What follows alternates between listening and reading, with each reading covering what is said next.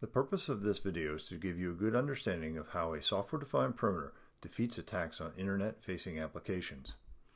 All large enterprises are continuously under attack, and while it looks like there are many different methods of attack, for the most part they all really just boil down to three types of attacks: server exploitation, credential theft, and connection hijacking.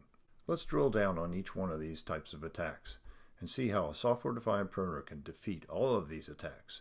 Let's start with server exploitation, one that is continuously being attempted on all internet-facing applications. Here we have a diagram of a network with a client on the left that has authorized access to the application on the right. However, there are attackers all over the internet attempting to compromise servers that have been configured poorly, have vulnerabilities, are susceptible to injection attacks such as SQL injection, or, if all else fails, just a good old denial of service attack.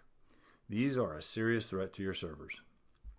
However, the software-defined perimeter isolates your servers and protects your applications using single packet authorization and dynamic firewall functionality.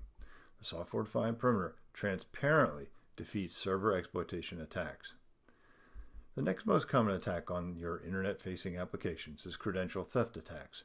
These attacks were associated with more than 2/3 of the data breaches in the 2014 Verizon Data Breach Investigations Report. Typical ways of stealing credentials include phishing attacks, keyloggers, and brute force cracking of password hashes.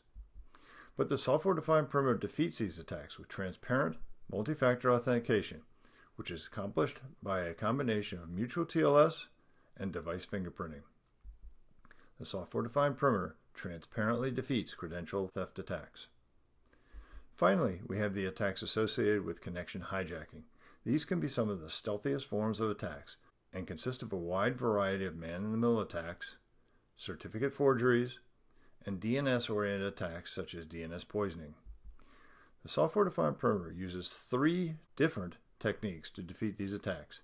It uses encryption to provide data confidentiality and integrity, pinned certificates to mitigate certificate forgery attacks, and controller-assigned IP addresses, instead of DNS-assigned addressing, to mitigate DNS-oriented attacks. The software-defined perimeter transparently defeats connection hijacking attacks. There you have it. The software-defined perimeter defeats all the most common attacks on internet-facing applications.